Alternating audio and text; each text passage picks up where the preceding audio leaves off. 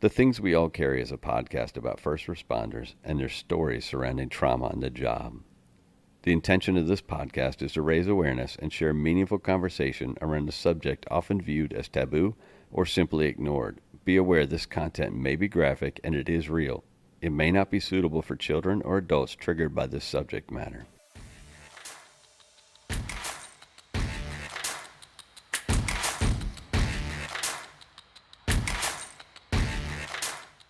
Thank you for joining me for another episode of The Things We All Carry. I recently had the privilege of speaking with Dr. David Griffin. Many of you will recognize his name as the first-in engine driver for the Sofa Superstore fire that killed 9 firefighters in Charleston, South Carolina. Dr. Griffin has used his experiences from that day and his entire career for the betterment of the fire service.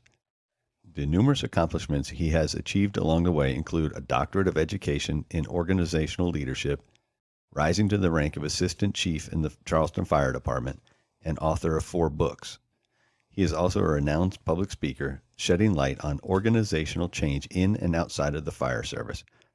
More of his story and information can be found on his website at drdavidgriffin.com. A quick reminder to please help us build a community which not only recognizes but supports each other through the struggles and recovery. Reach out through Instagram at The Things We All Carry or email mystory@thethingsweallcarry.com to offer support and share your story. Please remember to leave a review on iTunes and give a shout out to any first responder you know, love, or care about. Y'all enjoy the show.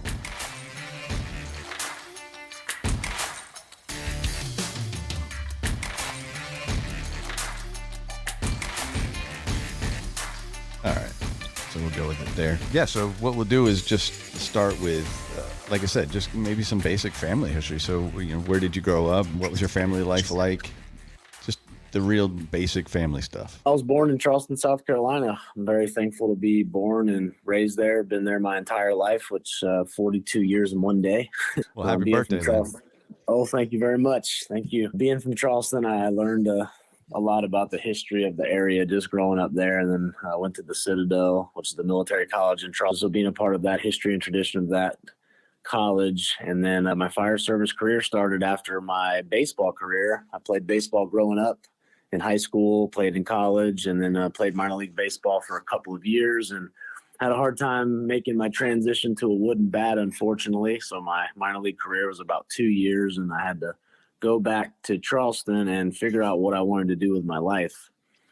I had a few ideas of what I wanted to do. I thought about the military because I did have a military education and I would be able to go into a different level of the military from that.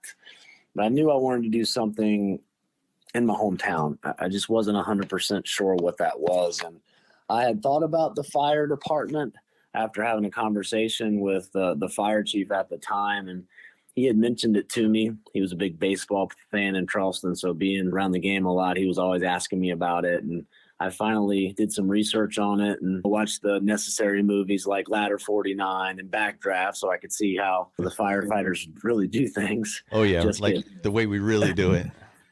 Yeah. So that was my only knowledge of being a firefighter. And the fire chief walked me into the stations and he introduced me to a few people. And as soon as I walked in, I had a feeling it was something I really wanted to do. I felt that team atmosphere, that camaraderie, the crew on the engines and the ladders. I could tell how close knit they were. And that was being in the station for maybe 5 to 10 minutes.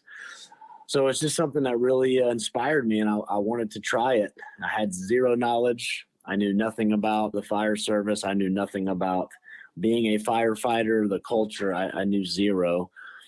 So the fire chief sponsored me and sent me to a class. It's called 1152. It's our basic intro to firefighting in South Carolina, and I took that class for 6 weeks on a Monday, Wednesday, Saturday schedule. And after that, I went to a recruit school, which was about 2 weeks long. And then I reported to my first day on shift on Engine 3, which is at the corner of Meeting and Wentworth Street, it's the oldest working firehouse in the country. So it's pretty neat to be able to work in that station with 2 active fire engines running out of that station, and a lot of history, a lot of tradition. And I realized very quickly that it was something I was going to love for the rest of my life, and it was going to be a big part of who I am today. What year was that? That was 2005 is when I started. Okay. And so what's your rookie year? My rookie year was awesome. I had a really good captain. He was about to make battalion chief, so he was really focused on his leadership style, and he was also training me a lot, trying to teach me the basics. Because again, I had zero knowledge. I had a hard time tying knots. I had a hard time tying a clove hitch. I had very limited knowledge of any of that. So he really had to invest a lot of time in me to help me grow. He made battalion chief, and then I had a new captain that came in from a very busy engine company, and he had a really good reputation for being a really hard-nosed, good captain. He trained me very hard, and that's really where I got a lot of my education from. And we had quite a few. We had an arsonist in the area at the time, and a lot of the fires that we were able to go to were these arson fires. And I was learning a lot really quickly from a lot of good people, and it was educational for me because I literally had zero idea of what I was doing, why I was doing it. I was just following along and just enjoying the ride. And I learned so much that rookie year, and I wish I could go back and do it again because I would have done so many things different. I didn't realize the importance of a lot of things, and now, almost 18 years later, I look back and I realize as a rookie, it's important to start off on the right foot. And I don't know if I really did that because I was young, I was cocky, I was arrogant. And there's a lot of young firefighters that I see that with today. And that's why my message really goes towards not being that way, because you don't know what you think, and your eyes open very quickly when you learn that, especially on a day when 9 firefighters lose their lives. You mentioned it, and we might as well jump right into it. You want to describe that day and what happened? What you were doing? On that day, I was on engine 11, which was the first due engine on June 18th. It was my first time driving to an actual structure fire. I'd been promoted a couple of months before that. And when you're promoted to a new position, you're actively waiting for your first fire in that position. And being a backup driver, I had driven to different calls, EMS calls. I believe I drove to a hazmat call and a few different false alarms, but I had never driven to an actual fire where I was going to be the pump operator. And as soon as I pulled out of the station, I knew that I didn't prepare myself enough to be successful that day. My hands are shaking, my feet were shaking. I was nervous. I was going through what I should do. And that's a really scary time to figure out that you probably should have trained a lot harder and worked a lot harder as a firefighter. Yeah, that's not the right time you want to figure that out, is it? It's not. And the unfortunate part is you see it a lot in our profession, and it's not bad intentioned. It's good people with good intention, but you don't know what you don't know until you don't know. And on a situation like that, it's too late to figure it out. And there's a lot of things that I didn't know that a lot of us didn't know. And it wasn't bad intention. We were good people with good intentions. We woke up on Monday, June 18th, just like every other firefighter in this country woke up to do the best of our abilities. And unfortunately, on that day, we weren't successful. And we learned a lot from that day going forward, not just in our department, but on the fire service as a whole across the globe. So what happens during that fire? I think most of us know the story, but not everyone that listens to the show is going to be a firefighter. So maybe a brief history of that incident. So the incident on June 18th, 2007 occurred at the Sofa Superstore fire. So it was a large commercial structure with a warehouse connected to it in the rear that was a furniture store. And as a furniture store, it has a lot of furniture in it. It's a very heavy fuel load for the firefighters who are listening, heavy fuel load. And so for us, when we arrived on scene, we went about it and we did what we thought was appropriate. And as the situation's playing out, you start to hear people who are calling for maydays, and you start to hear people asking for lines to be charged. And as I'm the pump operator, I'm trying to figure out really what I'm going through at that moment. I'm so stressed as I get there. I go through fight, flight, or freeze, and my skill set wasn't where it needed to be. And at one point I froze. At one point I'm trying to figure out what to do, and I'm going back to my basic skill sets. And I can only imagine everyone else in their different positions are going through the same thing, because for us, we weren't prepared for something of that magnitude. And then we're trying to figure out how do we get through that event to extinguish the fire, but also how many people are we missing? How do we go inside and find the firefighters who have been lost? How many are we missing? And as it started to unfold, it just turned into one of those life-changing moments, not for just the firefighters on scene, but really for the fire service. Because as we look back on that, there's so many lessons that have been learned about big box structures, about operating on those types of fires in commercial structures with furniture and water supply and different issues of incident command. And we learned so much from that. It's made us a better profession. Yeah, with an incident, any major incident, but especially one where you lose 9 firefighters, you have to learn something from it, right? Oh, absolutely. And we've learned so much and we're still learning. And we're 15 years and a few months out from 15 years. And it's amazing to think that we're still learning and there's other places still learning from this. You can go to fire departments in this country today and you talk about the story and it's 15 years and a couple of months old.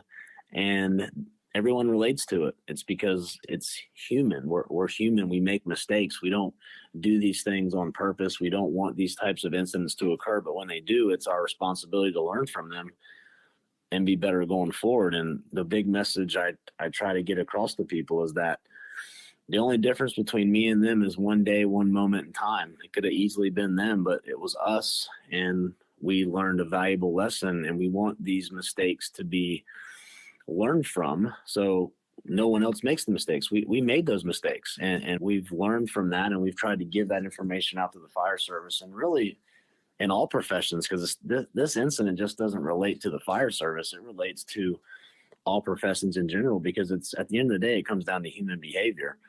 Over time, when you do things a certain way and you're always successful, then that shows you that you get that belief that you're really good at a certain way of operating. And then one day you don't have another skill set, another toolbox to pull, a tool from your toolbox to pull from to operate. And that's essentially where we were on that day. We didn't have the tools in our toolbox to operate, whether it was the water supply we needed, the incident command, the leadership styles that we just didn't. And it wasn't bad intentioned. It was all good intentioned. It was just one of those days that you have issues with human behavior and culture and they clash and you have a major tragedy. So at the end of that incident, you guys as a department lose 9 firefighters. What's the reaction from that moment forward for everybody, for the department, for individuals? That was a challenge because for many of us, we were trying to figure out really what happened. It was hard to be objective about that because when you go through something like that, it's traumatic. Your timeline's off. You don't understand all of the ins and outs of the operation until you take a step back and you look at it objectively with the timeline and you see how it played out. And once we started to learn more about it and different reports were coming out, and it was hard for many of us because we looked at that and we realized that there were things that we could have done better and we legitimately just didn't know. It wasn't something that we were doing on purpose. And I think that was the hardest part for a lot of us because we had to be totally re-educated on the way that we did things. And for me, I was only on the job 2 years and 2 months up to that point. So for me, adjusting was a little easier. For individuals that had 20 and 30 years on the job, think how hard it was for them to adjust. They had operated that way for so long, and then a tragedy happens and now they're having to change everything they've ever done. And I empathize with that so much because I saw a lot of good people that were struggling to get through that. And it was difficult to move forward because you started to lose a lot of good people that had a lot of institutional and organizational knowledge. And as that started to leave, we were struggling because we still had to have people in the battalions as battalion chiefs. We still had to have assistant chiefs. We still had to have captains and firefighters and drivers. And so as that starts to occur and we start to lose firefighters, we're starting to have younger firefighters that are promoting, and then we're bringing in a new class of firefighters, and that's just continues. And 15 years out, there's only 57 of us left from the original 246 that were in the department on that day. And so that's a pretty large percentage. And that all of those individuals that left, they weren't those that had the time to retire. There were quite a few that left because this incident took a heavy toll mentally and emotionally, and rightfully so, because you go to work one day and you don't expect this to happen. And then 12 hours into your shift, 9 of your friends that you've known, and some of the individuals that had to leave, they've known them for a lot longer than I did. And it was a challenge to see people to go through that because you felt for them and you wanted to help them. And we didn't have any mental health program. We didn't have anything the day after for us to go and talk with anybody. We did have chaplains and we did have a system like that, but it wasn't anything like it is today across the emergency services, where now we have peer support and we talk about a lot of these different traumatic calls on a continual basis, because we realize the importance of talking about it and getting that stuff off our chests and out of that proverbial file cabinets in the back of our mind, because over time we just store all these calls and eventually they're going to come to the forefront. So we're trying to prevent a lot of that today. So for you personally, I have to imagine, well, I won't imagine, but let's just talk about the toll that it took on you as an individual, as that engine, that driver for that day and that crew member from that day. It was hard to process it. I got off shift the next morning and I just went home. I didn't really know what to do. Do I just go home and go about my business? You don't know what to do. There's no book for that. And at that point in our profession, there was no peer fitness or peer support. I just went home about my business and talked with my wife and tried to suck it up and move on, like we've always been taught to do as firefighters and military police and EMS. And that really wasn't working for me. And I could look around and see a lot of good people that it wasn't working for them either. A lot of us that were doing whatever we could do to get through the day. That's when a lot of alcohol and prescription drugs were being added into the mix, and guys were really struggling. They were upset with each other.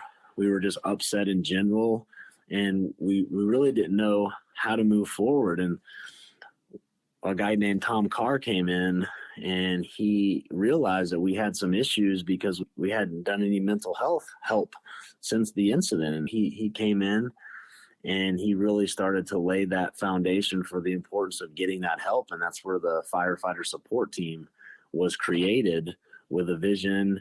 And then we brought in some local individuals who had an idea of how to start this. And one specific person's been with that firefighter support team since its inception and still with it today. And it's a former fire chief. His name is Gerald Mishu. And he just did an excellent job of getting us the help we need. We started off with counselors, and he was able to get us the counseling and get us to understand that it's important just to start talking with it. And that's really where you started to see a lot of changes in people positively. You saw a lot of guys able to get the help they needed. And it was a struggle at first. We went to counseling, and many of us, including myself, I didn't believe in it. I didn't think it was going to work. And so I gave it an honest effort, and I went in and I did my best. And as I started to feel better, I realized that there's a lot to having a good counselor on your side and talking through specific things that bother you. And I specifically used EMDR, which is eye movement desensitization, reprocessing, or remodeling. So as I went through that, it allowed me to really process those thoughts that I had really stored away for 4 years up to that point, because for about 4 years, I didn't talk about it. I didn't want to read newspaper articles. I didn't want to hear about it. People would ask me at work. I didn't want to give them any information. I was just very angry at everything. And in reality, I was angry at myself, because as I started to read more of these reports on the event, as I started to learn really more about how we operate as a firefighter and as a driver, I realized that, man, I made some mistakes that night that I just didn't know. Essentially, my training wasn't there to teach me. And I go back to personal accountability. Like, I want to make sure that I was better going forward. And I think that's why it's so important for me, when people hear the message, that they look in the mirror and they ask themselves hard questions. Are you ready to operate in the capacity that you are in? If you're a captain, can you be a captain? If you're a driver, can you be a driver? If you're struggling to do certain things, it doesn't make you a bad person, but you have to figure out how to make it better, because I promise you, you do not want to be in the middle of a major event and you don't know how to fix the problem. It is absolutely helpless when you hear people on the radio saying, "Help me," and you don't know what to do. You have no idea where to go. And for me as the operator was one perspective. Now you have to transmit that or translate that to everyone else on scene. Think about what my officer was feeling. Think about what the fire chief was feeling. Think about what an assistant chief was feeling. Think about what the other engine drivers were feeling. Think about what the 9 firefighters in the building were feeling. Like, this is such an important event to think about the perspective of everyone there, because it affected so many people in so many different ways from that one moment in time. And essentially it was 27 minutes. In 27 minutes, we arrived on scene to a trash fire, and 27 minutes later, it was venting out the front windows. and we have maydays coming out, and we have firefighters who are trying to get out of the building. That's how quickly this event unfolded. And 15 years and a couple months later, we're still trying to move past that. So it's rough. I want to circle back a little bit because you said that you got off shift the next morning, and obviously now through your description of that, the reason why is because your department just wasn't equipped to deal with that kind of a tragedy. There was nothing put in place, I assume, at all. There wasn't. In '07, there wasn't too many departments that had anything in place for something like this. It was, you were trying to figure it out as it occurred. And unfortunately, there's a lot of departments today that are still that way. And when I go to different places and I talk about mental health, I urge them, I challenge them as a leadership team to have a plan in place for this. If you have a line of duty death, what is your plan? Who's going to make the notification? Do you have a peer support staff on standby? Do you have chaplains? Do you have a place to where you're going to muster the families? Because these are all things that we saw play out in real time. And again, we learned that lesson the hard way. Nobody sits down one day and says, we need to write a line of duty death policy. You don't think about that. And then when you experience, you realize it's very important to have something like that, because you're going to be struggling to get through that process anyways. But now on top of that, you have to be able to talk with the families, notify the families, but you also have a huge department. It could be our size, or it could be much larger, or it could be smaller. But you also have a department that's looking at you for that leadership and guidance. How do we get through this? And many times departments don't have that. And it's because it's something we don't think will happen to us. So you talked about your personal journey. You said 4 years you didn't speak of it. You didn't want anybody to know what was going on, or maybe you couldn't even express what was going on. Is it one of those? Could you not even express it? I didn't want to talk about it or think about it because it bothered me, and it affected me so much. It made me angry. And as I worked through this, I realized that it's always going to bother me. It bothers me right now sitting here talking with you, but I can either own that and I can be better going forward and try to help other people be better going forward mentally, emotionally, operationally, or I can think about it and it's still going to make me feel that way. So that was my way of understanding that either way, I'm going to be thinking about it. And so I would rather think about it and do something positive with it. I don't enjoy talking about this, but this is therapy for me too. But I know there's someone that's listening to this right now. One person, if they can get some help from what we've experienced or what I've gone through, then that's a benefit, because it helps them get through whatever they're going through in their life. It doesn't have to be a line of duty death. It could be something that's traumatic to them. And over time, I realized that what I was doing a disservice to these 9 firefighters that lost their lives, because a lot of what I hear is on traumatic events is it's hard to talk about. Absolutely, it's always going to be hard to talk about. It's going to be hard to talk about forever. But it's how you manage that and what you do with that makes it a lesson learned for others, and they can listen to you and they can learn from what you've been through. And that's really when I opened up and I started talking about it more, because as firefighters, we really don't like talking about these types of things. And I realized if we don't talk about it, someone's going to talk about it. And that someone's probably not going to be a firefighter. It's not going to be someone who has experienced what we've experienced. And it's not going to be someone that has gone through what we've gone through and continued working. And that was really my goal. I wanted people to learn from somebody that's I just got home from work. I'm still working every day. I'm still trying to put my best foot forward and be better. And I'm living my message. I'm walking the walk every day, and I'm doing what I'm trying to do to make it better. And if that helps one person, then it's worth what I'm feeling right now if it helps one person. In those first years before you got into therapy, did you self-medicate?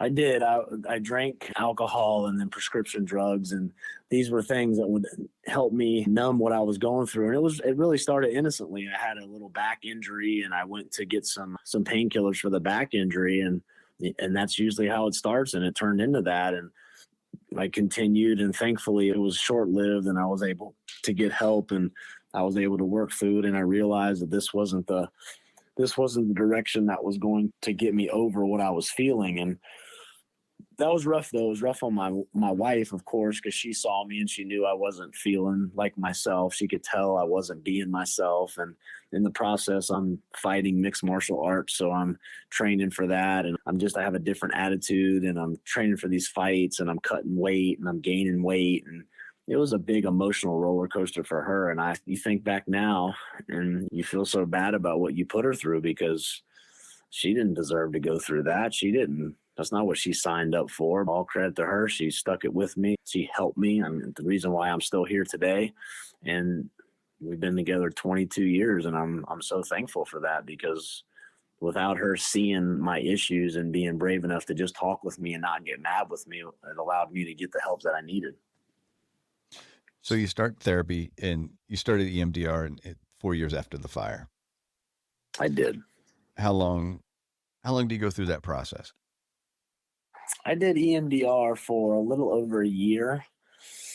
And I would say when I first started EMDR, I didn't believe in it. It was weird. I felt like I was being hypnotized. But I will also say at that point in my life, I didn't believe in a whole lot of anything. But I did. When I went into the counselor the first time, I said I was going to have an open mind. And we just did some basic talk therapy.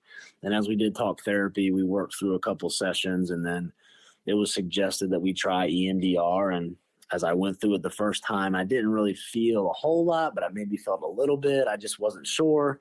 And then so I kept coming back every week. And as I did it, it would progressively get worse, of course, because you're opening these memories that you've stored, and now you're trying to actually process them, because most of the time what we do with trauma is we don't process it. We just store it away because we don't want to talk. What was happening was I was opening all of these emotions and really all of these memories I had from the event, and I was able to put my timeline back together. But as I'm doing that, we could only go a few minutes at a time because I was getting very emotional. I was crying, I was upset, I was yelling. And as I'm going through that, the counselors, she's keeping me as calm as she can, but she obviously knew that there was a time to break after some of those intense moments, and we would move on, and I would come back the next week and we'd dive into it again. And as we did it, we just kept getting deeper and deeper, and to the point to where I was able to talk through it and be objective about it. I wasn't being emotional. I was being more objective about what I was talking about. And as I was doing that, I was also going to school. So I was learning a lot about leadership and organizational development. And I was doing a lot of research on mental health and what I was going through. And it all just came together to allow my mind to get to where I understood what I was feeling, why I was feeling it, but also not let it inhibit me from moving forward on a positive note. And I'm very thankful for that, because I could have just as easily gone the other direction. Everybody takes trauma differently, and I'm always very empathetic of that. So when you finished that year, I'm assuming you still stayed in some kind of a therapy, or were you finished with it completely? No, I did. I stayed in therapy with talk therapy. And then as I would get a tune up intermittently, I would go back, and then I was able to work with other counselors over the years. And so as I've done that, I've really got a good relationship and with counselors, and I feel that I'm to a point today to where I can move forward, and I don't have to go as much as I used to. I'm much more at peace. I understand how I'm feeling. I know why I feel certain ways at certain times. But there's times to where I know that I need to go have a tune up and I need to talk through it. And I listen to my body, I listen to my mind, and I go do that when I need to. And the EMDR, the counselor you did the EMDR with, was this someone that was already familiar with first responders, or was this person worked with just everybody? She was specifically focused on first responders, and which was cool because she was working with a lot of us from our department, and she was also working with other first responders in the area. So she was very aware of what we'd experienced. And that was one of my biggest items I wanted to see in a counselor, was the counselor able to work with individuals in emergency services, because firefighters, police, military, EMS, we're a little bit different. We're a different breed. That's not a good or a bad thing. It's just how we are. And I wanted to have someone that kind of understood our mentality in certain situations. And at first I wasn't real sure, but then as we started to talk more, I realized that, yeah, she understands it. She gets it. She's worked with other firefighters, and I felt comfortable enough to continue. And I'm glad that I did, because it allowed me to progress to where I am today. You mentioned that while you were doing this, you were going to school and learning the mental health side of things, or part of the mental health side of things. Tell us about your schooling and what you've done with that. When I went back to school, I wanted to really focus on leadership. It's always something that I've gravitated towards. When I went to the Citadel, we learned about principled leadership, and everything you do at that school is to teach you to be a leader. And I took that knowledge I had from the Citadel, and I was trying to replicate that in my current life as being a firefighter, because I was trying to get my life going in a better direction.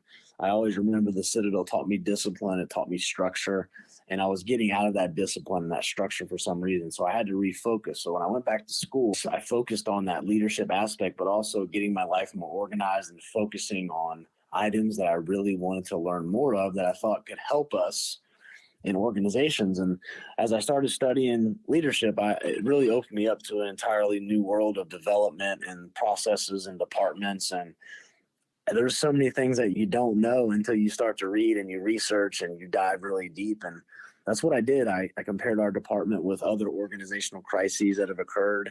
You can use Johnson and Johnson from the Tylenol incident that occurred back in 1982. You can use NASA. There was a lot of different examples I used, because what I was finding out was that as an organizational crisis ensues in your organization and going forward, what you're going to see is the entire look of that organization is going to change. The way it's led, the equipment, everything about it is going to evolve in multiple iterations, because you're trying to figure out the new normal. And I was seeing that in real life, and it was really cool for me, because when I was going to my residencies for my dissertation, we were in class and really good students in the class, and a lot of them were speaking from theoretical terms. And as I was in there, I was speaking from real life and theoretical terms, because many of the items we were studying, I was seeing play out in real life. I was seeing the crisis. I was seeing the different leaders coming into our organizations, the successful ones, the non-successful ones. And it was, I don't know, it was just so interesting to me to be able to learn about the craft of leadership, but also watching it at the same time unfold in an organization that went through a major traumatic event. And that's really where my studies have taken me. I've focused on that, and I've tried to evolve leadership on my aspect, but also the people that I work with. I'm always wanting to work with them and try to help them as much as I can on the leadership side. And mainly what I teach about when I travel is the principal leadership, and then servant leadership, and then also mental health awareness. And I'm just very blessed, because I never considered myself to be someone who would love to go to school and learn more and then be able to be a practitioner of it. But I consider myself that I'm a student of the game. I'm a practitioner, but I'm also constantly learning. And I think it just adds so much value to the profession. And one more thing not one more, another thing I wanted to talk about was how you're relating trauma and tattoos from your book. Yeah. What'd you find with the book? It was so interesting, that process. And this really started from an email. I was talking through one of my classes one day, and I was talking with some people, and I noticed when I was going through my issues after the event, I had an urge to go get some tattoos, and all of my tattoos I was designing was related to what I was experiencing in my life. I have David and Goliath. That was my journey. I felt like I was fighting Goliath because I couldn't get myself where I needed to be after this event. So I got David and Goliath, and I was getting these other tattoos. I have 9 angels on my arm that represent the 9 firefighters. And it was interesting to me. And so I started reading about it. And as I was reading about it, I realized that, man, there's thousands of years of research that shows tattoos and traumatic they've been connected for quite some time. That's how we memorialize different types of events in our lives. And as I started to research it, I was blown away. And then I got an email of someone who was very upset with me, that said they didn't agree that tattoos had anything to do with helping trauma and had nothing to do with trauma. And so I had a few links that I wanted to send them. That was some really credible links. And there was a lot of nonprofit tattoo shops that were reaching out to veterans after their time in Afghanistan. And they were talking through how the tattoo gave them a little bit of reprieve. And what they would do is, as they were getting a tattoo, they would talk to the tattoo artist about whatever that event was or whatever that traumatic experience was. And They said at least they were able to get that off of their chest for those couple of hours they were getting a tattoo, and it really blew me away. And so I asked myself, am I the only one that feels this way? And obviously there's others. I wonder what emergency responders think. So that's where the idea of the book came in. I wanted to study just first responders and emergency responders and see what their thoughts were. And 87% of the people that we interviewed said that they felt that getting their tattoo was a way of getting through that trauma. And I always try to articulate this in my book, is that I'm not a medical doctor, and I was never saying that it was going to heal your trauma. My whole goal was for people to realize that we all have different perceptions and perspectives of what is going to help us. And if it's something that you believe is helping you and it's keeping you to where you feel positive and it's allowing you to get through this traumatic experience, who are we to say that it doesn't help someone? And it really blew me away after I read a lot of the information and a lot of the descriptions of the tattoos. It was really eye-opening to hear what emergency responders were getting tattooed. You said 87%? 87% of the individuals that we interviewed in the book said that they felt that tattoos had that feeling of helping them get through the traumatic event. Where basically it was something where they wanted to memorialize something that they had been through. So that just really opened my eyes. Yeah, that's an astonishing number, to be honest. It is. It blew me away. I didn't know what I was going to see. I simply created a survey and I put it out on all of my social media. And I said, if you'd like to be a part of a study, please go through this survey and click it. It's 100% anonymous. And as the results started coming in, I was just like, wow, this is really interesting. And a lot of the information in there were specific descriptions of those tattoos, what they look like, why they were getting those tattoos. Some of there for a mother and a father who may have lost their life, or some had tattoos that were related to a combat veteran that had lost their lives. And it was really eye-opening to me. It was a lot deeper than I thought it was going to be, that's for sure. I know when I read the book, I cataloged the ink that's on my body, and definitely some of that as well. And so it just, for me, it kind of drove it home for me as well, just reading the book. Yeah, and I think the interesting part of me was I just always I try to meet people where they are, and I understand that everyone takes things differently. And the book was to just show a different perception of tattoos. And it's not just about the tattoos, it's about people are going to go through different challenges after a traumatic event. For us in that book, and for myself, I use tattoos to tell my story, and you can see my story. Other people may use something else, but it's got to be something that they feel is going to be positive and help them get through it. And if that gives them a couple of hours to talk through something that they're afraid to talk about, they were very passionate about it. There's three people that folks like to talk to, like the therapist, someone that cuts their hair, and their tattoo artist. Yeah, and it's interesting. When I was getting my tattoos, I don't talk when I get a tattoo, and my tattoo artist, he goes into a trance, I always say. So the guy that he's done all my tattoos, every tattoo I have, both arm sleeves, both leg sleeves, my chest and my back piece, he's done every bit of ink on my body. And he doesn't talk. He looks at what he's going to do, and he goes to work, and he literally is like in a trance, which is always interesting to me because we talk before and after, but during the tattoo, I never talk and he doesn't. But as I was getting those tattoos, I would look around in the tattoo shop, and I saw everyone else was talking. They were talking about the tattoo, like what they were getting it for. It could have been a flower. It could have been anything. And they were talking about why they were getting that tattoo. So it was really interesting that everyone else was talking, but I'm the one going through it. But I talked before or after it. It was so interesting. Yeah, I don't think I've ever had a tattoo done that it's been silence and just sit there and listen to the machine go. So I've never had a silent session like that. That's funny. Yeah, he turns his music on and he just goes to work. But we'd always talk before, because I gave him the freedom to design the pieces, and I'd say, this is what I'm thinking. I'm feeling this. I want to do something like this. What do you think? And he'd come back with some awesome black and gray sketch, and I'd say, yeah, that's it. And then we would go into it like, why do you want this? And I would explain it to him, and that whole process, my explanation to him why I would want it, that would allow him to then go in and put all the details in there. So that's where he got the idea for the 9 angels and the stars around the angels. And So that piece of me talking about what I was feeling to a tattoo artist allowed him to design it. And now when I look, I remember that interaction. It's a really cool memory. Yeah, and even though I speak throughout the whole time I get a tattoo, it still is a form of meditation for me, I think. A painful meditation, but a meditation all the same. Yeah, I would agree. I think I would be so relaxed as you feel it, but you're so relaxed and you're almost in that meditative state because you're so focused on getting that tattoo. And then afterwards, I always felt so calm. I felt super calm. I didn't feel like I had all the stress I had when I came in there, and it was really just as eye opening to me. But over time, as I started to get more tattoos, I had to start cutting my sessions down because I was actually getting something called the tattoo flu.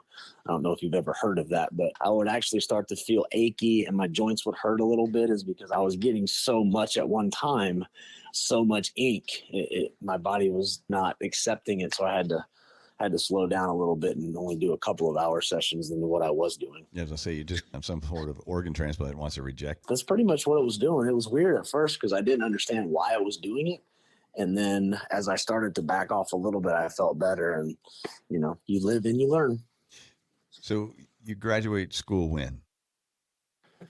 The Citadel? No, when you went back to school after the incident, when do you finish that schooling? Oh, okay. So I finished my doctorate in 2013. And where do you go from there? There's been a few years there, and I know you still have an interesting story. So what are you doing with it now? I never, when I went back to school to learn, it was essentially I wanted to learn as much as I could about leadership. And as I was getting through that process, I had gone to a conference in Indianapolis, and it was FDIC. And I had went to this conference, and this is a very large fire service conference. It's one of the largest every year. And I was going there as a student. My department had chosen me to go and take classes because I had never gone to any kind of classes outside of my department. So I was really excited about this. And when I walk into that convention center, I am just blown away by the amount of classes, the amount of people. And so I'm going to every class I can get. I'm trying to be a sponge with all this information.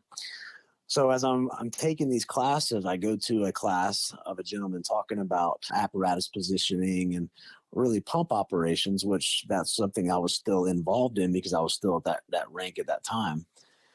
And as I went into the class, I didn't think anything of it. There's no way I would think anything about June 18th would come up in the class. And then all of a sudden, the picture of the engine I'm trying to pump and me standing in front of the engine flashes on the overhead.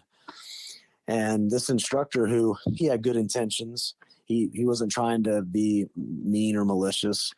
He had said a few things about the positioning that was incorrect. He had said that apparatus had to be moved during the event, and the apparatus didn't move during the entire event or the day after it had to be investigated. So when he said that, it hurt me because you had an individual who he meant 100%, but didn't do the research to make sure that knew what he was talking about on a line of duty death. That's one of the most major line of duty deaths in our history. And I started to think, if this person thought that, other people that thought that too, about that one small perspective. And that's really when I wanted to come back the following year and teach a class on June 18th, 2007. And I called it From Tragedy to Triumph. And I wanted to talk about that because I wanted people to hear from someone who was actually there and experienced it, who was on the pump panel, who saw the firefighters go inside. And I thought it would be a better perspective than a reporter or someone who didn't have that intimate knowledge. So I went back the next year, and I was very fortunate. I submitted an application to FDIC. They accepted me, and I was able to teach the class. And I taught that class, and the class was packed. I didn't know what to expect. I had never taught a class in that realm. I had never spoken in front of a lot of people as a firefighter. I didn't really know what to expect, but you have a class full of firefighters in all different generations and ages. And as you can imagine, I was super nervous, but I went through and I talked about the event and the emotional toll it took on our department and myself and then the firefighters. And afterwards, it really was upsetting to even be able to comprehend what just occurred because I just had to relive it again. But everybody was so complimentary, and I was so thankful that they appreciated it because you never know how that's going to be received. And after that, I received a phone call from someone in the class that said, you have a really good class. I'd like to help you make it better. And it was really neat because this person, he literally wanted to help me. And I talked with him, he gave me some ideas, and I started to build out a class, and he was wanting me to come to his fire department and talk about it. And he was helping me build the class out for his department. And I went there, and after that, I started traveling, and that's been 9 years and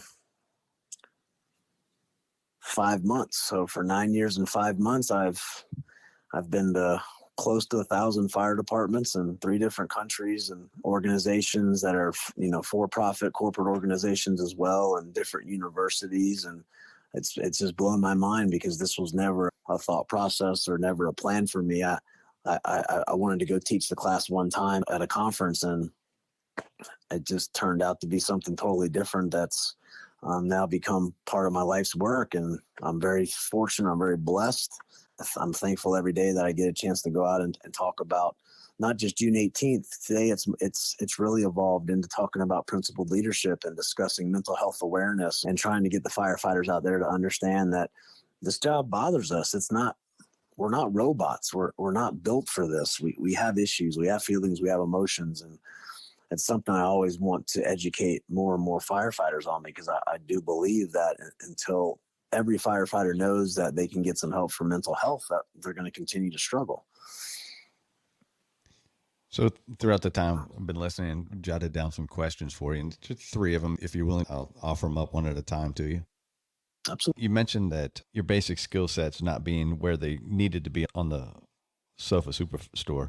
How do you go about helping people realize just because they're promoted or pass a test like a DPO or whatever, that they still need to increase and hone their skill into a level of, say, naturalization? That's a challenge because our promotional processes are set up so they're objective, but also when people pass them, they may get a false sense of security that they're good at what they do. And that doesn't necessarily mean that. It means you passed an objective test. I always urge individuals to not study for a test, study for reality. Because if you study for reality, when that test is put in front of you, you're going to blow the test away because you've practiced decision making and troubleshooting. And essentially, that's what our job is, to troubleshoot and make a decision with incomplete information very quickly. And we have to stay calm. And that's a really hard equation to go through if you haven't practiced it in a stressful environment. And that's why you see the best officers and the best crews, they have that continuity because they're always going out and they're training with that stress placed on them. The captain is doing a good job of educating the firefighters on why it's important to have that skill set, because you may not be tested for 30 years. You may never get tested, but on 30 years and one day you're tested, you want to know that your skill set is there. And that's essentially why it's so important to train and get more experience and go to national conferences and take online courses and read. This is an evolving profession. And if we're going to be professionals in this profession, we have to make sure that we're reading and we're educating ourselves. It's just like any other profession. You look at surgeons, they're always going to continuing education conferences. They're always going to learn more about robotics training. They're always reading. They're always educating themselves because that world moves very fast. For us in our profession, it's so built on history and tradition. Sometimes it's very hard for us to move at that fast pace. And that's just a challenge that we're always going to have. Yeah, that honing to naturalization is such a tough thing. And it's such a tendency, especially in society in general, to teach to a test. Absolutely, because we want everyone to be successful. And I want people to be successful too, but I want you to be good at what you do to be successful. Because in our business, when you're not good and you are in a position, as I was in that day, and you think you're at a skill set you need to be at and you're actually not, you're going to find out in the worst of ways in the worst moment of your life. And you're not just going to figure it out. There's a lot of times that in our profession, we have firefighters who they think they're just going to figure it out. There's going to be a stressful environment and I'm going to just magically know how to do all of these things. And it's not. You're going to freeze. It's human behavior. But over time, when nothing happens, you have no consequential moment. So you normalize that deviant behavior to a point to where nothing happens, I'm okay. And then you stop doing certain things. Maybe the first time is you don't check your pack off and nothing happened, I'm not going to check it off tomorrow. And then nothing happens the third day, I won't check it off this day either. And it all starts very innocent. It starts with something really small. And then when there's no consequence to that, then over time it builds up. And I'm not saying consequence as in you're being held accountable or anything like that. I'm saying fixing the behavior as the officer. I'm saying the officer making sure educating the crews on this is why we do this. We check our pack off every day because we take care of each other going in that building. Those are the things that I try to get individuals to understand about human behavior, because in that team environment on an engine, if you can't take care of yourself, how are you going to take care of the other person on that rig? And it's super important. No, that's the only importance, is taking care of each other.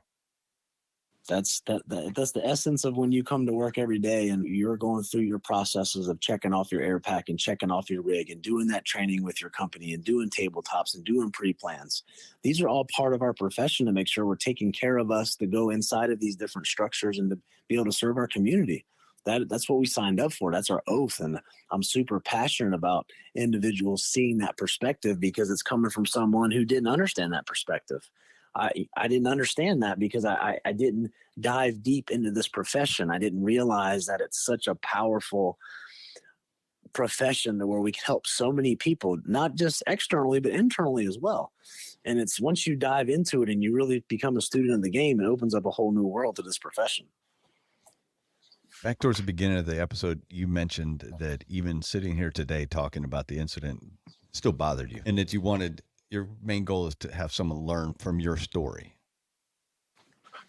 Absolutely. So how have you reframed your view to increase resiliency in the fire service?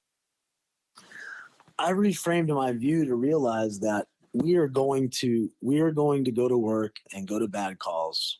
We're going to see things that are going to bother us. And it's our job to become resilient over time by getting that mental health help, starting as a recruit firefighter. We have to do better as a profession of making sure we educate our firefighters in recruit school. When they're 10 years in, it's too late. The thing we're seeing now on the mental health side is you have individuals that are coming into fire departments that are predisposed to post-traumatic stress because they've already been traumatized in some other form in their life. It could be childhood abuse. It could be they were veterans. They could have been a firefighter somewhere else. We think for some reason when these young firefighters walk into our departments and say, I'm here to serve, that they're a clean slate. And what we're seeing, most times they're not. And that's just part of being a human. And so we bring them into our organizations and we don't let them know what they're going to experience, the types of calls they're going to see. And then they go on the first call and it's a rough call. It could be a suicide and they're not prepared for that. On our end, it's our job to prepare them in recruit school the best that we can. In our recruit school, we talk about mental health. We bring in our counselors. We bring in our director of the peer support team. We talk through the Sofa Superstore event. We take the firefighters to the Sofa Superstore site. We talk about the mental health toll it's taken our organization. We have individuals that are still in our organization that come out for that presentation and talk through it. And they talk through how it is to still be on the job. And we're trying to build that resiliency early in these firefighters so they know when they go to these calls, they're going to feel certain emotions. It's going to bother them, but they can't bottle that up inside. The hope is as they move forward and they go to engineer and then acting captain and then captain, we now have a core of these individuals who are understanding about mental health. And then now they can educate the younger firefighters as they're coming through the ranks. And so it's a total culture shift, not just in our organization, but in all organizations that are emergency responders. We're all starting to talk about this a lot more. The scary part for me is there's still a lot of departments that aren't. And there are members of those departments who want to, and nothing has been done to allow them to talk through it or get a peer support team or anything like that. And that's scary to me because the time is right now. We have to get that mental health help to our firefighters or we're going to continue to see the suicide rate increase. And it's scary to see that. Yeah, starting that, I was going to say young, but it's not young, just starting that early in their career, because not every recruit's young. And like you said, everybody's coming in with their own set of, traumas and issues. And if you've got that glass full before you even start, then what we add on the job is just going to overfill it quickly. For sure. And I think when you're on the front end of it, when they're young in their career as firefighters, when you make that conversation open, what you're going to see, we've seen it, you're going to have recruits that are going to come to you and say, I would like to go talk into a counselor. they want to talk to a counselor and they've never been through a fire in our organization. And guess what we do? We send them to a counselor in recruit school. I think that is so powerful to build a message like that, because what it's showing is that we're open to talk about it, that we want to help you, and that we're living our message. We're going to educate you on this. We're going to show you where to go get help. And then when you come to us, no matter what time in your career, the first week in your career, the 30th year, we're going to have someone you can talk to. We're going to get you scheduled to talk with them, and then we're going to get you the help that you need. And it's so critical, but we're still learning too. We definitely don't have this 100% figured out. And I believe everybody's still trying to figure out these pieces, but we're doing the best we can with the information that we have to get firefighters the help that they need. And that's all you can ask for. Yeah. Lead people to the right resources. Absolutely. Absolutely. Early on in their career, so it becomes their norm. That's what you want. So they talk about it in the stations and they know that they can go get some help if they need it. Yeah, that's one of the things I've told people recently, is that when I started the show, I shared it at a station level, and our rookie actually made that comment. He'd listened to us talk, and we have a pretty open crew, and we talk a lot around the table. We talk a lot around the kitchen, as you well know how that environment fosters it. And the rookie said, I think I need to get a therapist. And we looked at him surprised. Why? And he said, I just want to get ahead of it. And to me, that was perfect. That's the perfect response. Absolutely. And Absolutely. it also hit me that this is a guy who's got 20, 25 years ahead of him, who may never know a fire service where it's not okay to talk. He probably won't. I hope he doesn't. I hope it becomes just such a part of the normal conversation of talking about these different issues that we feel bother us, and that is just a normal conversation at the table. And that's kudos to you guys for doing that, because that's huge, because there's probably other people that don't feel comfortable doing that yet. I think that there's plenty of stations in my department alone that don't foster that environment, and that's one thing we're trying to get across. Mm-hmm. And I think a lot of that, not fostering that environment, I don't think it's bad intentioned. I think it's because one doesn't know how to foster it, because it's uncomfortable.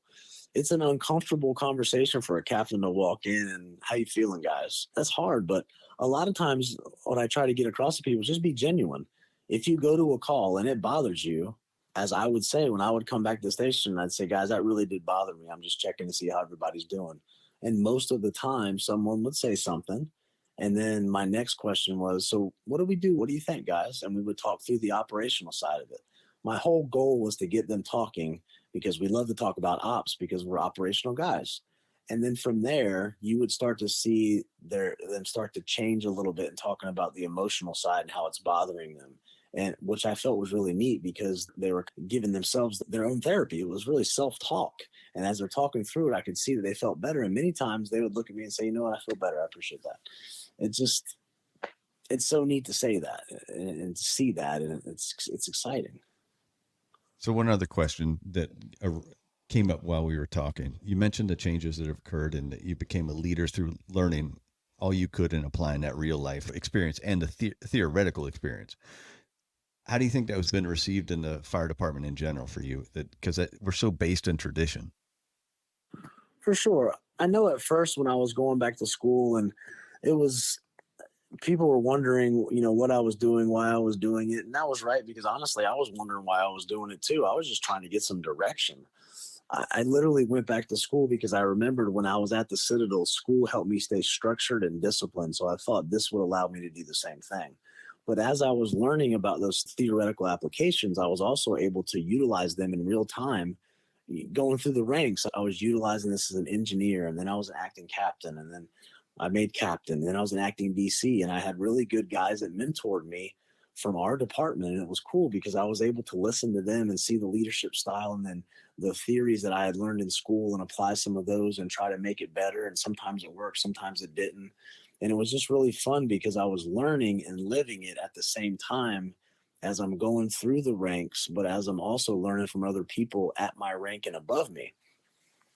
And I was really blessed because the guys really helped me. I had a lot of good mentors as a captain to help me become an acting VC. And then when I was an acting VC, I had a lot of great mentors that trained me to become a battalion chief and educated me. And then when I was a battalion chief, I had really good mentors that trained me to be a shift commander. And I've been blessed to work with those individuals from my department that didn't give up on me, and they took time and they invested their time in me with nothing they wanted in return. They just wanted to help me. And I'll always be appreciative of that. And every time I see these guys, it just, my heart leaps because I see all the stuff that they've helped me through the years and learn with the theories that I learned in school, but also apply that in real life. And it's just been such a neat journey. I live it every day. And it's now I have a core of guys that are coming up through the ranks that I talk with them every day. And I'm good friends with these guys and we help each other and we hold each other accountable on the leadership side. And then they reach out and they do that to their companies and their battalions. And it's just neat to see it because we have a lot of good people that are learning over time from a very bad event and from a lot of knowledge that we've gained together in our organization. And it's just exciting to be a part of something like that. So you mentioned it where your rise through the ranks and you're still active. And where are you today? Today, I'm the Assistant Chief of Administration. I've been in that position for a little over 5 months. And it's been really educational for me as learning how to operate a budget and learning a lot of the background operations of an organization. And coming from the operational side, I was very blessed to be able to be in this position because I see it from that operational viewpoint, from being in operations and those different ranks. And I think that adds a lot of credibility and a lot of genuineness to what this position is for me because I'm learning a lot that I didn't know 5 months ago. And I've been very open and honest about that with the individuals I work with the battalion chiefs. I know soon, I'm not sure when this will be published, but soon I'll be going out to different companies and we're going to talk through administrative processes. I'm going to show them our budget, how we approve different items to be purchased, what our budget is, different line items, how we track those line items. I believe that firefighters want to know how that operates. And we've never known that. I didn't know that until 5 months ago. And I've been there for almost 18 years. So if I've always wanted to learn that, I can guarantee you that a new firefighter and a captain at BC, they would love to see how that works because firefighters are interested in the workings of everything. For me, it's been an educational piece, and I'm so thankful to be in this position. And I want to do the best I can every day to make sure the department is for those firefighters that are out there that are serving every single day. Because for me now, working Monday through Friday, it's a different environment. But what I've tried to do is take that and make it fun. So someone has to do the budget. Someone has to make sure that we can, do different things out on the administrative side. And I've taken that head on and I've tried to put my best foot forward and I enjoy it. I really do. And I'm hoping that others will get interested in that piece of it because without that, we can't operate as an organization successfully. Yeah, it's funny you mentioned that people would want to know how the administrative side works because I think that's something that runs pretty popular with the rank and file. I know as just a simple firefighter for myself that I would love to know the inner workings and have some clarity and some openness from higher ups as to what processes are. And I think that there's a tendency for some people in administration to treat knowledge as power. If I know this and you don't know this, then I've got something over you. And that just doesn't foster the right environment for a fire department to thrive. No, you're absolutely right. And I've always been the opposite. I think if you have information, you should share that with as many people as you can. And I make that my goal every day. If I learn something, I try to tell somebody else that's in my core group of people that, hey, I learned this today. Did you know that? And that's why I'm excited. When I first started doing these meetings with battalion chiefs, I would show them the budget and really how we track stuff. And there was a guy that's been here in our department for almost 25 years. And he looked at me and said, man, I really appreciate this. I never knew how this worked. And I said, man, I didn't either till at that point it was 3 months. I said, I didn't either till 3 months ago. And I was so excited about it. I wanted to show you guys too. So I genuinely I was excited to see how our budget worked and how we track spending. And I thought it was just really cool because as a firefighter in the station, you think you had this infinite debit cards. You can buy all these things. And I learned very quickly that everything that's bought, it is tracked and it's verified and there's multiple people that have to allow you to purchase these things. And there's really a lot of checks and balances that you're really not aware of because no one maybe has ever taken the time to show you. And that's really what I want to do. I think you can get people excited about that if they understand it. And you could have 3 or 4 people out there that say, man, this is really cool. I want to focus and do that with my career. And that's awesome. There you go. You just have 3 people now that can run your budget in a few years. It's just, that's the developmental piece I love about it, because I want people to be engaged. I want them to want to learn. I want them to do well. And it's, I don't know, it's something that really, you probably tell in my voice, I'm just super passionate about it. And that's fantastic, because I think the goal of leadership is to pass on that knowledge. A is to pass on the knowledge, and B is to make that person that's coming up better than you to take your spot. Oh, said, I focus on that. That's my goal every day. I look at certain people and I want you to be better than we ever were. And I want to give you the information so you can learn it now as a younger firefighter, and evolve that. So when you get in this position, you can take it to a whole nother level. That's the entire goal. So when I look back, when I'm retired, I'm like, man, I remember him and look how good he's doing now. And it's just, I just want the best for people. I want people to be successful, but I think we as leaders, we have a big hand in that if we take time and we just mentor and we coach them and we help them. It doesn't have to be an 8 hour a day item to where you have to coach and mentor everyone. It could be a simple FaceTime call with 3 of your buddies that you care about, and you're talking through stuff and you don't even have an answer. There's sometimes I talk with 3 or 4 guys at work and I don't have an answer, but it's good because we just talk through it, and I hope they gain some developmental knowledge out of that. And I know I do with them. It's just one of those pieces. Once you get that culture and that environment, it really allows a lot of the growth to take place in the background. Where are you today personally? What's life like for you personally outside of the fire service? I'm married with my wife still. We've been married. We've been together for 22 years. I have 2 Great Danes, Frenchie, named after Assistant Engineer Michael French, who died on June 18th. And Lulu is my other Great Dane, named after Captain Louis Mulkey, who also died on June 18th, 2007.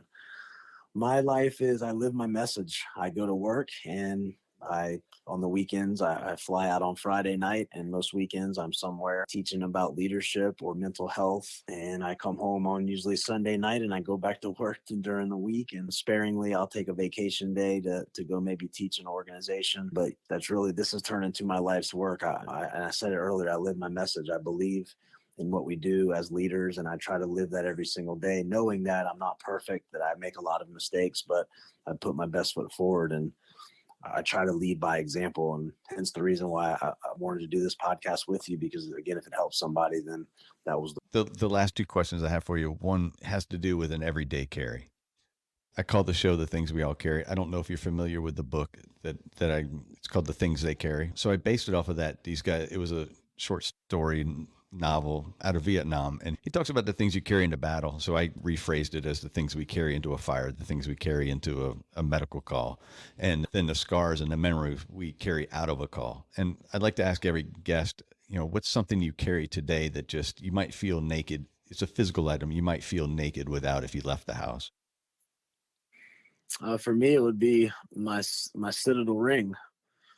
I would feel naked if I left the house, because I earned that at school, and I think that taught me the beginning of resiliency and how to work through a problem. And then as I grew and I matured, I've worn it every day of my life. And that's been something consistent. I can always look back at it, and I realized that when I was 21 years old and I was given that ring, I had no idea 22 years later what my life would evolve into, with stress and with trauma and with mental health. But that's always been consistent. And I always go back to not just that ring, but I go back to the campus there, because it's right around the corner from our headquarters station. And there's many days I just sit there and I drink a cup of coffee and I look at the buildings and the battalions, and I think about how blessed I was to be a part of that, because I truly believe the only reason why I was able to get through a lot of this was that set me up with some mental health strength at first. Like, I was built to be resilient. I just had to tap back into it and figure it out. And that ring just reminds me of where I came from. That's actually, I love that answer, because I could see how the Citadel would build that for you. Absolutely. And the other one, I usually ask about a book that you suggest for people to read, but what I'd like you to do, if you don't mind, can you give us an idea of what you've written yourself, and then maybe a book outside of that you would suggest? Yes, I wrote In Honor of the Charleston Nine, a study of change following tragedy. It focuses on the change that we've gone through in our organization. I wrote another one called Action. It's a motivational book. It's got 9 missions of personal and professional growth that you can go through with your company, with your battalion. It's a really fun book, but I wrote that as a motivational book to get your crew more engaged and to get you working through some issues that you may have not thought about. The third one is called From Post-Traumatic Stress to Post-Traumatic Growth. That's where I consider myself today with PTG. I'm working through something that created post-traumatic stress disorder in my life, and then working through my issues and with a counselor, and trying to really stay positive and in that post-traumatic growth stage today, to where I'm continuing to try to grow personally and professionally. I'm reaching out to those around me. I'm trying to help them grow. And it just gives me that strength and that belief that going forward, when you have those mentors and coaches, it lets others do better as well from the growth that you're experiencing. In that book, we also talk about a lot of the signs and symptoms of post-traumatic stress, and really areas where you can go receive some help if you're struggling with those signs and symptoms. And then the book we talked about earlier, Tattoos and Trauma, it's the study of how there's possibly there's healing powers of tattoos by getting the tattoos that allow you to remember traumatic events that you may have been a part of. And my wife actually wrote a short book for spouses as well. She wrote that from her perspective, and I was blown away because what I put her through, I had no idea. We become so selfish when we're in these types of situations, and we forget about our loved ones. And so I was very proud of her to be able to be brave enough to write something like that. And it's allowed us to really work through a lot of issues we've had over the years, and become stronger. I can't thank you enough for doing the show. I appreciate it. And hopefully we do you some justice and the message gets out there. I appreciate it very much. I enjoyed speaking with you. And if you're listening out there and you want to get some help, be brave enough to make that first call. I promise you it'll be uncomfortable, but once you start to go through the process and you talk through items, and you find a counselor that works for you, it will help you. Just be brave enough to take that first step, because we're all struggling with something. That's perfect. I think that's a perfect place to end it. So I appreciate it, sir. Yes, sir. Thanks so much. Have a good evening. Yes, sir. You too. All right. Take care. Yes, sir. Bye-bye. Thanks for listening to another episode of The Things We All Carry.